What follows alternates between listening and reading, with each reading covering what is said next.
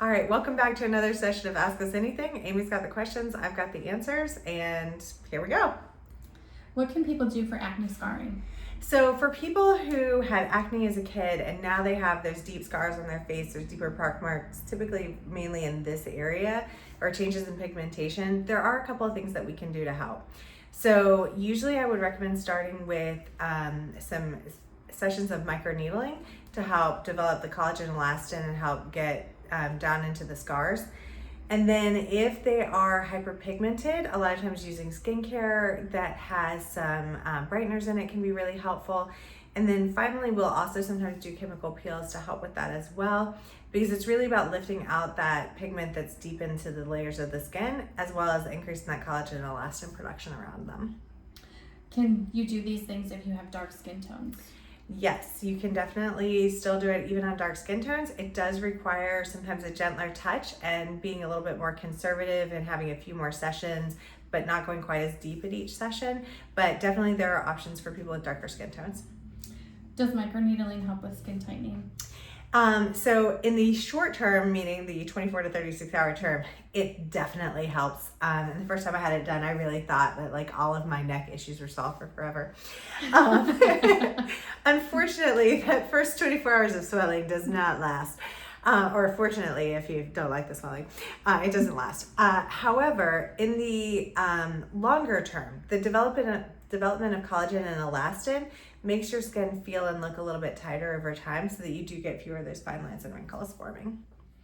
For men, do you have basic recommendations? Yes, is be basic. If you really want to do it all, guys, please come on, let's do it all. But if you don't, if you're my husband and the thought of something lotiony touching your hands is like deathly, then what I would recommend is sunscreen whenever you go outside, and a moisturizer if you really want to. If you want to be a little extra, retinol at night is good for you guys too. But really that's about all that you need in the basics, but sun protection, because looking a little rugged, some of us like that look. So it's okay to look a little rugged, but wear your SPF. You don't want to have skin cancer. Face wash versus bar soap. Does it make a difference? Yes, it does.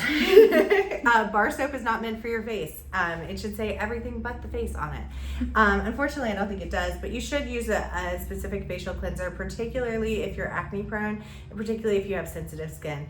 If you're using your bar soap on your face and you don't notice any difference at all and you're a guy and you have thick skin and you want that rugged, handsome look, then sure, go for it. But for us ladies, a non-foaming cream cleanser is a really good idea. What can you do to prevent wrinkles? So number one, don't ever go outside. Number two, have great skin and great genes. For people who can't do numbers 1 and 2, number 3 is wear your sunscreen. Sun damage is the number 1 cause of wrinkles. And so wearing your sunscreen every day, all day is really important. Even though it looks like we're standing inside, we're standing next to this beautiful open window giving us this wonderful natural light, it will still cause sun damage on your skin, even if you're inside. So do wear SPF every single day. That's gonna be your number 1 most important thing. And then starting when you're young, in your 20s, using things like retinol products can help with keeping the elastin and collagen production high in your skin, because those things peak apparently around age 27, which is really sad for me because I am not 27 anymore.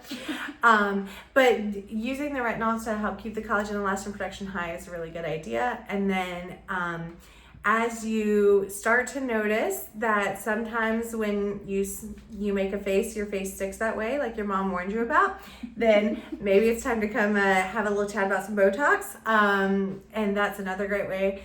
Also, doing things like microneedling and chemical peels to help keep the sun damage low, keep the collagen and elastin high can really help with that wrinkle prevention strategy. That's all I have.